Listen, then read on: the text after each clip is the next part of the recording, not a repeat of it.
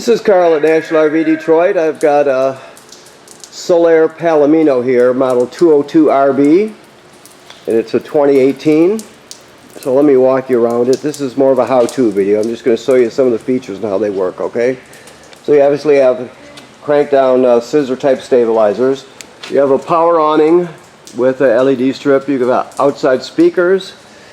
This is TV signal out, power, and you can a bracket if you wanted to hang a TV outside. Let's work a little farther down here. This is just a Furrion hookup. If you were to buy their kit, it's like a solar battery charger kit that folds up. That's what that plug is for. It's their proprietary plug. So, okay. You have a two LP tanks, obviously a deep cycle marine battery, power tongue jack. Okay. Back on this side is part of the pass-through storage. See, it goes all the way through, if you can see that. The snow's melting on the roof right now. That's where all this water's coming from.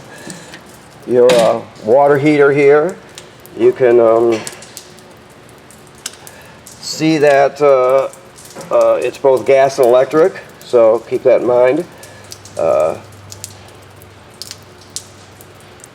It does come with it looks like they give you a socket with it too to screw the anode rod out, but right now it's obviously empty and bypassed because it's in winterized mode right now, because obviously the time of year. I can't latch it with one hand, I'll have to come back to it. So right now it's empty and the water heater is bypassed. So these are your city water hookup here. This is the most common way to hook water to the trailer. Now if you're camping someplace without city water, you can pre-fill the fresh water tank right here and use the onboard pump to pump the water. That's just if you don't have city water. Of course, you got a 30 or 25 or 30 foot 30 amp cord, cable and satellite through. You got a little utility light there. This is a vent for the range hood, so if you're going to be using the fan in the range hood to vent, make sure this baffle's flapping freely like it is there. Okay. Black tank flush. So after you dump your black tank right here, the black tank is toilet water and waste. After you dump that, you can hook the hose at the dump station right onto here. Make sure the black tank valve is still open. Turn on the water, and then you can flush out your black tank. It'll clean off your sensor so you get a good accurate reading, that sort of thing. Okay. This is just an outside shower. That's the vent for your furnace. That's a housing for a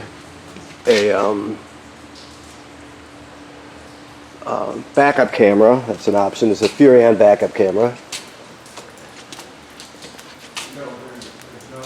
Let me go inside here.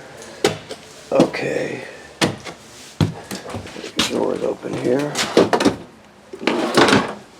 for some reason. Okay, so now that we're inside,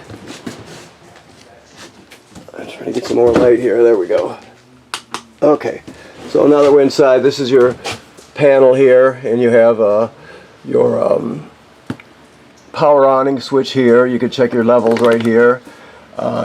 Turn your water heater pump on right there. That's the pump's used to pump water out of the fresh water tank if you don't have city water. We talked about that. It's also used to winterize the trailer. To light your water heater on gas is right here. That's for the gas burner.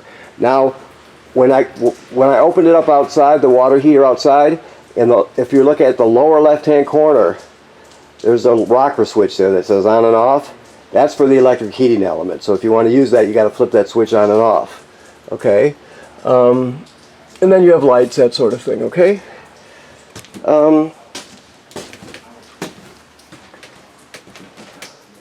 This table, you can pull the legs off the table and drop it down onto those cleats. Turn this into a bed if you like. You have a radio here.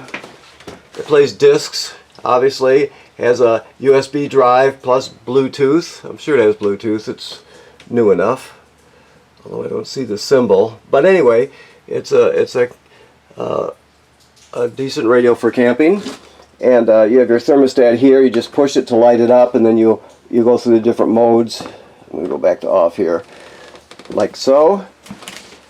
The refrigerator is gas absorption, so that means you have on and off here. Then you auto. It says auto right here. That's the most common way to use it, auto electric. The reason you use that is because if there's a power failure, it'll automatically light on gas for you. If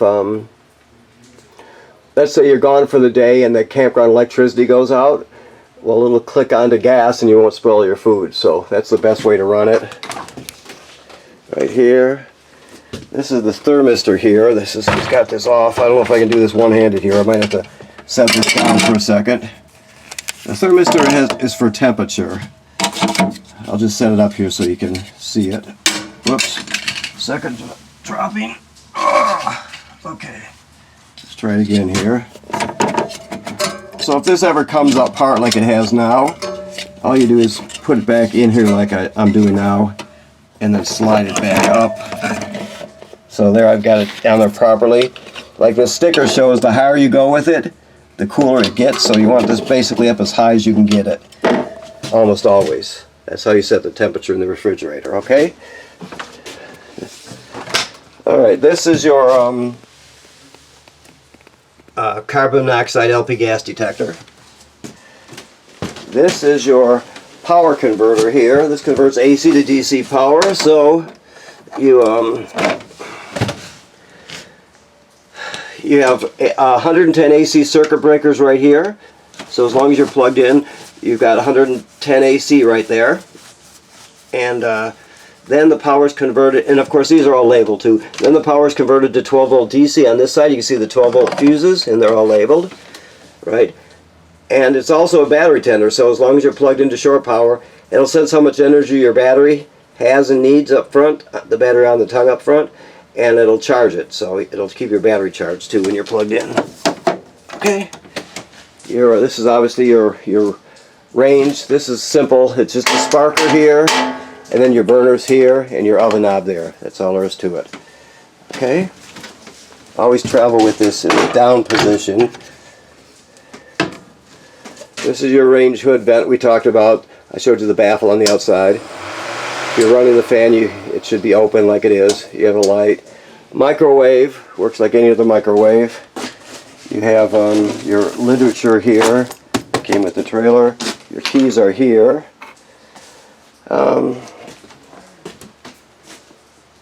There is you do have another ceiling, another vent in this room too, which is nice. I'm sure there's storage underneath here, like there usually is, yes. Okay. And then there's a closed chute there. Okay. I'll get you a battery for the smoke detector, so it works.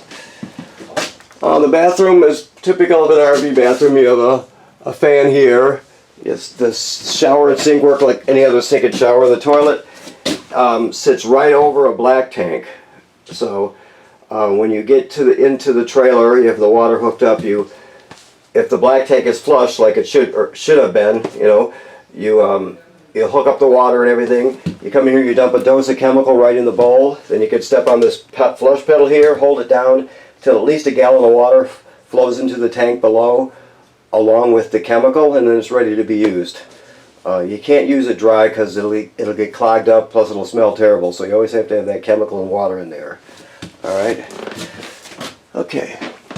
Let's see what else we have here. I think I might have covered it. You have a skylight, obviously, the usual stuff. Okay. Okay, I think that's good. I'll get that battery for your smoke detector for you. Okay, so thanks for purchasing your trailer here at National RV Detroit. Remember what I said, this is winterized right now, so the water's been purged from the system, replaced with antifreeze. The water heater is bypassed and empty right now. Always make sure anytime you've drained the water heater, always make sure once you put the plug back in, you're going to use it, that you fill it up before you turn it on. That's important, okay? Thank you.